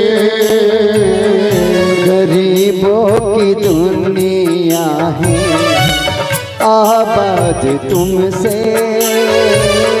गरीबों की दुनिया है आबाद तुमसे, गरीबों से है बादशाहत तुम्हारी, गरीबों से है बादशाहत तुम्हारी, तो सुनी रहती अदालत तुम्हारी, कृपा की न होती जो आदत तुम्हारी, ओ कृपा की न होती जो आदत तुम्हारी, कृपा की न होती जो आदत तुम्हारी। हे भोलेनाथ आपकी कृपा की आदत ना होती तो फिर आपके द्वार पर कौन आने वाला था। आप तो इतना करुणावान हो, इतने करुणा के सागर हो, जिसे कहीं से कुछ नहीं मिलता वो भगवान शंकर के द्वार पर चला जाए, खाली नहीं आता। और भोले बाबा को कुछ और भी ना चढ़ाओ, बस 2 घड़ी बैठ करके राम नाम सुना दो, उसी में आनंदित हो जाते हैं। शिव जैसा उगड़दानी जगत में कोई नहीं है।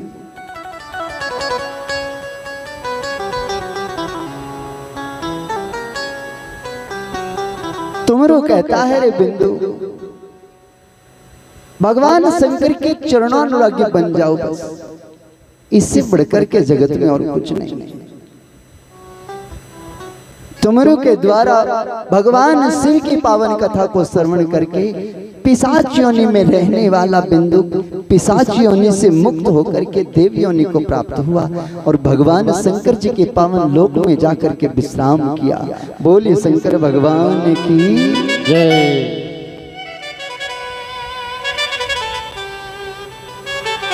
भगवान शिव की ये पावन कथा हमें ज्ञान देती है कि मरणोपरांत कोई प्रेत पिशाच भी बन जाए तो भी भगवान नाम से उसका उद्धार हो सकता है। पर हम तो भी इंसान हैं, हमारे पास तो मौका है, समय है, हमारा तो जरा सा भाव बन जाए बस भगवान के श्री चरणों, भगवान शिव की पावन लीला में हमारा जो मन है ना एक बार रम जाए, फिर प्रभु के आने में देरी नहीं है, फिर भगवान के मिलने में देरी नहीं। हरि दर्शन होने में देरी नहीं, बस देरी किस बात में है? देरी है प्रभु का नाम लेने। जीव की प्रकृति है कि वो सदा नीचे के लोगों की तरफ बहता है। हम कितना भी इसे ऊपर उठाने की कोशिश करें पर बार बार मन है कि नीचे गिरता है। विषयों में, बार बार कामनाओं में, बार बार इच्छाओं में, बार बार लालसाओं में हमारा मन दौड़ लगाता है। क्यों लगाता है? कारण क्या है? ये भी तो जानना जरूरी है। आखिर हमारा मन, हम सोचते तो हैं भगवान की भक्ति में लग जाए, पर लगता नहीं। लगता कहाँ है? संसार के सुख में। विचार करके देखो, अगर हम एक फिल्म देखने बैठ जाएं तो 3 घंटे आराम से बैठ के फिल्म देख लेंगे, देख लेते हैं ना। 1.5 घंटा बैठ करके नाटक देख लेंगे, ससुराल गेंदा फूल, है ना। पर 40 मिनट बैठ करके भी हम भगवान का नाम नहीं ले सकते। 30 मिनट बैठ करके भी हम भगवान का जाप नहीं कर सकते। क्यों? इधर रस क्यों लेते हैं? कारण क्या है? आओ जरा इसके कारण पर थोड़ा सा दर्शन करते चलेंगे। ये कारण क्या है? किसी नगरी में एक चौधरी गुजरा। चौधरी गुजरा तो वो एक वसीयत लिख करके गया कि मरने के बाद मेरी जायदाद का आधा हिस्सा मेरे बेटे को मिले, बड़े बेटे। मेरी जायदाद का 1/4 हिस्सा बेटी को मिले और मेरी जायदाद का 5वां हिस्सा छोटे बेटे को मिले। मरने के बाद सब लोग इकट्ठे हुए तो वसीयत उठाई गई, देखी गई। अब दोनों बेटे बेटी पास बैठे। जो पंचायती थे उन्होंने कहा भैया वसीयत में लिखा है जो जायदाद है उसका आधा हिस्सा बड़े बेटे को, 1/4 हिस्सा बेटी को, 5वां हिस्सा बेटे को मिले। जरा हमें बताओ तुम्हारी जायदाद कितनी है? जायदाद का तो पता चले कितनी है, बंटवारा तो तभी होगा। हाँ जी, कितनी जायदाद है? उन्होंने बताई जी हमारे पास 19 ऊंट हैं। क्या है? 19 ऊंट। ऊंट तो जानते हो, ऊंट की सवारी। हमारे पास 19 ऊंट हैं, इनका बंटवारा। अब 19 का आधा करें तो क्या बैठता है? 9.5। एक ऊंट काटना पड़े। बच्चे कहने लगे महाराज बंटवारा सही से करना, आप पंचायती हैं, ऐसा बंटवारा मत कर देना जिससे हमारे घर में झगड़ा हो, बंटवारा सही होना चाहिए। लोगों ने सलाह बनाई एक काम करो ऊंट बेच दो। बेच करके धन बढ़ जाएगा। बेटी कहने लगी घर का ओढ़ मत मार देना, पिता ने जो छोड़ा है उसे झुका तो रखना। अरे हमारी जायदाद का बंटवारा करना है, जायदाद बेचनी नहीं है। अब पंचायती परेशान हो गई, 19 ऊंटों का बंटवारा करें तो कैसे करें? आधे करेंगे तो एक ऊंट मारना पड़ेगा, हम ये नहीं कर सकते। उस गांव के बाहर एक आश्रम में महात्मा रहते थे। किसी ने महात्मा को खबर दे दी। उस चौधरी का महात्मा के पास आना जाना रहता था। महात्मा जी के पास एक ऊंट था, वो भी चले आए। महात्मा ने कहा क्या हुआ? बोले बंटवारा नहीं हो रहा। क्यों? अरे महाराज 19 ऊंट को कैसे बांटे? वसीयत में लिखा है आधा हिस्सा बेटे का है, 19 का आधा समझ नहीं आ रहा, कैसे करें? पहले ही पड़ाव पे हार हो गई, आगे क्या करेंगे? महात्मा ने कहा घबराओ नहीं, मरने वाला हमारा मित्र था, हमारा साथी था, उसके परिवार की समस्या समझो, हमारी समस्या। एक काम कर लो, क्या ये मेरा ऊंट एक इनके 19 ऊंटों में मिला ला, मेरी तरफ से इनको दान कर। अब ऊंट कितने हो गए? 20। अब सरलता आ गई। 20 ऊंटों का आधा कितना? 10। तो 10 ऊंट बड़े बेटे और 20 ऊंटों का चौथाई कितना? 4 पंजे 20। 5 ऊंट बेटी को दे दिए और 5वां हिस्सा बेटे का। अब 4 पंजे 20, 4 ऊंट बेटे को दे दिए गए। अब कितने ऊंट चले गए? 10 ऊंट बड़े बेटे को, 5 ऊंट बेटी को और 4 ऊंट छोटे बेटे को। कितने हो गए? 19। एक बच गया। महात्मा ने कहा ये एक मेरा मुझे वापस कर दो, तुम्हारा बंटवारा नहीं होगा, वो हो गया, अब मेरा मुझे वापस दो। लोगों ने पूछा महाराज ये एक बचा तो कैसे? और इस एक के बिना बंटवारा भी नहीं हो रहा था। महात्मा ने कहा सुनो, संसार में ये एक ही बचता है। हमारे पास 19 ऊंट प्रकृति से मिले हैं। हम क्या क्या? 5 तत्व मिले, क्षिति जल पावक गगन समीरा, पंच रचित अति अधम शरीरा। मिट्टी, पानी, अग्नि, जल, मिट्टी, जल, अग्नि, आकाश और वायु, हवा। ये 5 तत्व हमें मिले जिनसे हमारा शरीर बना। और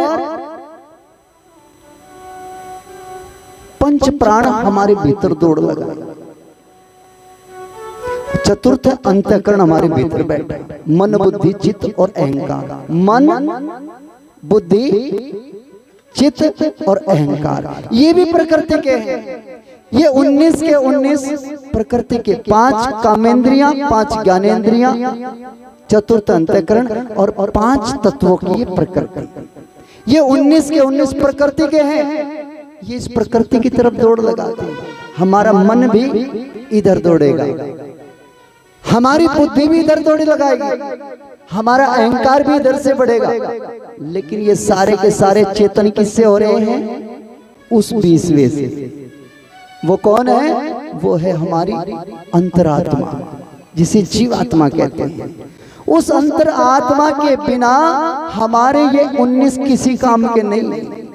अगर वो एक है तो ये 19 जागृत हैं, अगर वो एक नहीं है तो इस 19 का कहीं कोई बंटवारा नहीं कर सकता, इनको कोई कहीं नहीं लगा सकता। ये उस एक के आधार पर ही आधारभूत हैं। इसीलिए मन के पीछे नहीं चलना है, हमें उसके पीछे चलना है जो हम हैं। जैसे हम अपने आप को समझेंगे, अपने को भगवान के श्री चरणों में लगाएंगे, शिव के चरणों में लगाएंगे, शंकर भगवान के पावन चरणों में लगाएंगे, तो ये 19 के 19 हमारे साथ साथ चलेंगे। बोली शंकर भगवान की। ये ज्ञान है। जब तक ज्ञान नहीं होगा तब तक हम भक्ति नहीं कर सकते। भगवान शिव को पहचानना, भगवान शिव को जानना, भगवान शिव को पकड़ना, ये बड़ी कला है। और ये मेहनत आप 7 दिन करेंगे। जितनी ज्यादा मेहनत करेंगे, जितना ज्यादा ध्यान करेंगे, उतना जल्दी आप लोग समझेंगे। ये राज बड़ा गहरा है। भगवान शिव की कृपा से हमारे जीवन के दुख भी दूर होते हैं, हमारे मन का मैल भी उतरता है और हमारे जीवन में सुख समृद्धि की वर्षा होती है। सो आप लोगों से निवेदन है, कोई ना कोई संकल्प जरूर धारण करके कथा में प्रवेश करें। आज आप लोग जैसे भी भोजन पानी लेकर के आए हैं ठीक है, पर कल से कोई संकल्प जरूर लेंगे। या तो जाप का लें या मौन का ले लें। 7 दिन हम बोलेंगे नहीं, बोले शंकर भगवान की। मौन का ले सकते पर मौन का नहीं ले सकते। चुप नहीं हो सकते। चुप होना भी बड़ी बात है। हम लोग कहना जानते हैं, बोलना जानते हैं, चुप होना नहीं जानते। वो किसी की पत्नी के सिर में दर्द हो रहा था, उसने पति को डॉक्टर के पास भेजा। दवाई लेकर के आए, पत्नी ने कहा कुछ परहेज कहा है? बोले हाँ परहेज का। क्या? उसने कहा 24 घंटे चुप रहे, सिर का दर्द ठीक हो जाएगा। चुप रहना भी बड़ी बात है, पर चुप रहा नहीं जाता, बिना बोले रहा नहीं जाता। और अगर बोले बिना रहा नहीं जाता तो बोलना ही है तो कम से कम भाव से बोले। ओम नमः शिवाय, ओम नमः शिवाय। बोले शंकर भगवान की जय, सतगुरु महाराज की जय। आइए कथा को तो यही विराम देते, समय हुआ जा रहा है आरती का।